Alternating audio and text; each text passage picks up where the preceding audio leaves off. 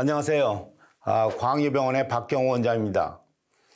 코로나 확산세가 그치지 않은 요즘 환자들의 코로나에 대한 투병기 이야기를 종종 듣고 있는데요. 신기한 것은 확진자들과 함께 있음에도 불구하고 감염되지 않는 사람들도 있다는 겁니다.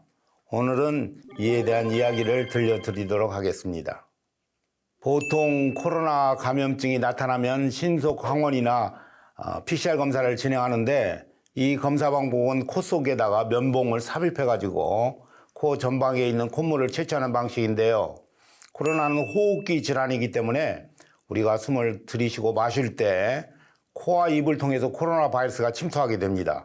때문에 이 점막에 코로나 바이러스가 있는지 없는지 판단하기 위해서 면봉을 아프지만 코 속에 삽입해가지고 검사를 진행하는 것이죠.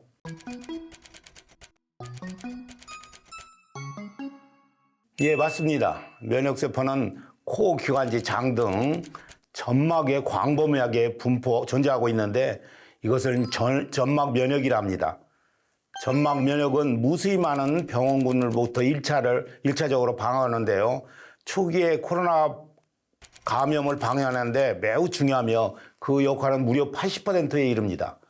때문에 점막 면역이 높여주는 것이 코로나 백신을 맞는 것보다도 더 중요한데요. 최근에 이 점막 면역력이 높은 사람들이 코로나에 걸리는 확률이 적다는 그런 논문이 발표되었습니다. 이 논문은 2020년도 초 코로나가 초기에 유행하던 시기에 18세에서 30세 사이에 34명의 개인에게 낮은 용량의 코로나 바이러스 변종을 투여한 결과 19명은 감염되었고 나머지 16명은 감염되지 않는 이유에 대해서 연구한 논문을 담고 있는데요. 그 이유로 4가지를 나눠 설명하고 있습니다. 첫 번째는 다른 유형의 코로나 바이러스가 교차 면역이 이루어져서 코로나가 감염이 안 됐다고 하고, 두 번째는 유전적 변이에 따라서, 그러니까 어떤 사람은 잘 걸리고 어떤 사람은 잘 걸리지 않고 무증상자가 나오는 것이 다 이 유전적 변이에 의해서 나왔다고 이들은 설명합니다. 그리고 환경적 영향에 대해서 설명하는데 우리나라 사람처럼 마스크를 잘 쓰고 개인위생을 신경 쓰는 사람들은 환경 영향에 따라서 바이러스 침투를 막아가지고 어떤 사람은 감염이 되고 어떤 사람은 감염이 안 된다고 그런 내용을 담고 있습니다. 마지막으로 가장 중요한 건데 이게 바로 점막 면역이 높아서 설명합니다. 그래서 이 논문의 내용의 핵심은 바로 이 점막 면역입니다.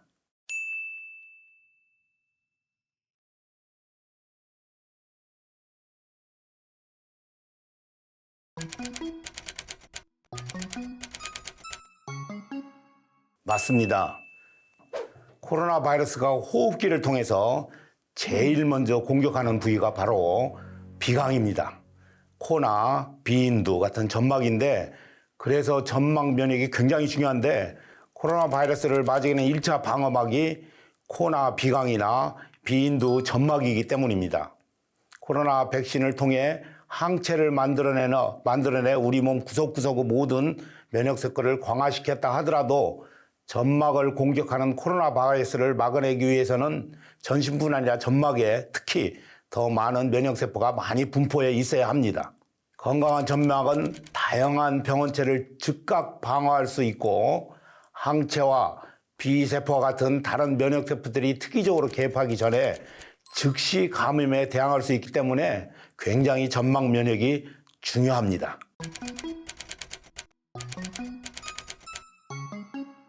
맞습니다.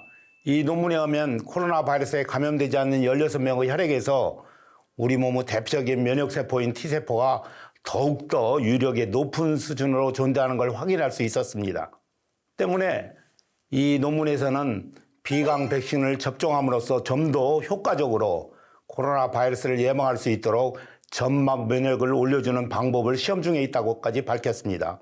아울러 존 홉킨스 대학 의대 연구 결과에 따르면 코로나 바이러스에 감염됐다가 회복한 사람은 이런 킬러셀이 특정 항원의 결정계 식벽에 강한 그런 세포성 면역 반응을 일으킨다는 것을 알아냈고 오미크론 변이에도 똑같이 적용되어 가지고 킬러셀의 반응이 초기에 바이러스 감염을 막는 데 굉장히 중요하다는 것을 나타나고 있습니다. 이는 오미크론 변이에도 똑같은 것이 적용되어 가지고 T세포 반응이 실제로 초기 신종 코로나에 대한 반응만큼 강하다는 것을 의미합니다. 이와 같이 킬러 T세포들이 굉장히 면역 방어에 중요한 역할을 한다는 것을 의미합니다.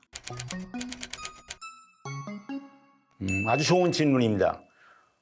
T세포는 우리가 선천적으로 가지고 있는 태어날 때부터 면역세포 중에 하나로 바이러스라든지 박테리아 같은 외부 침입자를 직접 파괴하는 능력을 가지고 있는 최첨단, 최첨병에 있는 그러한 세포를 킬러 T세포라고 합니다.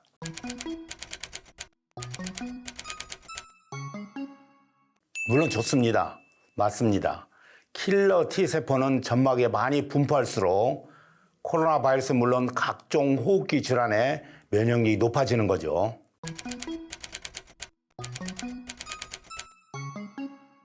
그러니까 우리 목의 영양 상태를 좋게 만드는 거죠. 규칙적인 생활 습관 일찍 자고 일어나고 아침에 일어나서 씻고 그다음에 소식으로 꼬박꼬박 드는 게 좋습니다. 그리고 손 씻기, 마스크 착용, 개인위생을 철저히 하는 것이 아주 기본적인 거죠. 있습니다.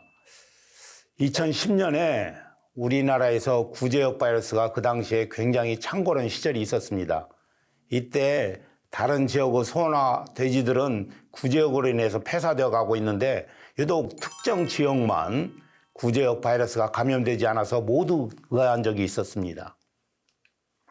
그런데 알고 봤더니 이 지역에는 가축들이 천연 무기물 운목가루를 사료에 타서 공급했던 겁니다.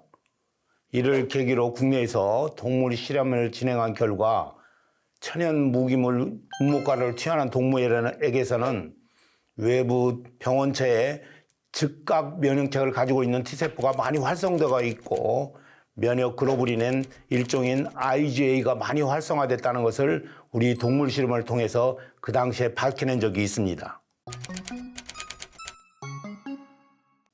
아주 좋은 질문입니다. IgA는 타액이라든지 상기도 분비액, 장점막, 요도 점막 등에 존재하는 면역 글로불린 일종인데요. 이 IgA는 분비항체입니다.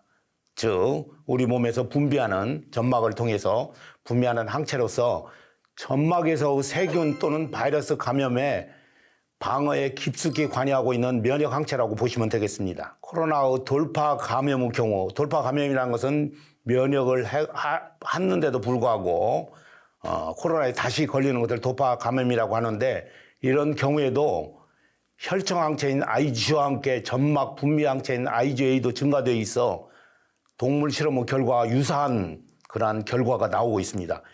그런데 이러한 환자들을 우리가 슈퍼 항체자라고 하기도 합니다. 그래서 초기 코로나 감염의 1차 방역에 IgA가 매우 중요한 겁니다.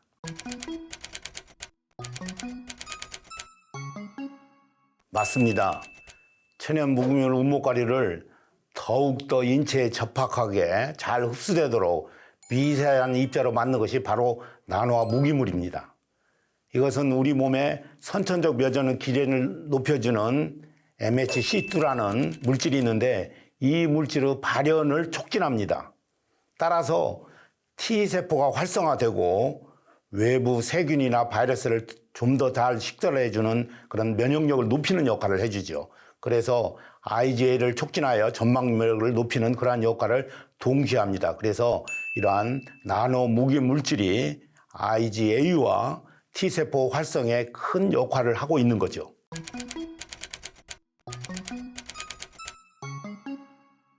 그래서 기존의 코로나 백신은 우리가 여기 근육에다가 우리가 백신을 투여하기 때문에 혈액 속 IgG를 증가시켜가지고 전신 면역을 합니다. 그래서 점막 면역의 1차 방어성을 뚫고 증식한 코로나 바이러스를 제거하는 데 초점을 둡니다.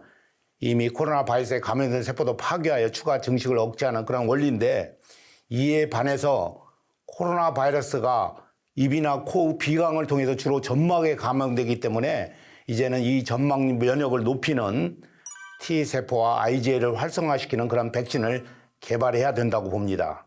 그래서 나노화 무기물을 이용해서 점막 면역을 높여주는 그런 백신 갑력이 진행된다면은 바늘이 필요 없는 비강행대 백신을 스프레이 방식으로 투여하는 그러한 백짐 접종도 가능할 거로 생각되어집니다.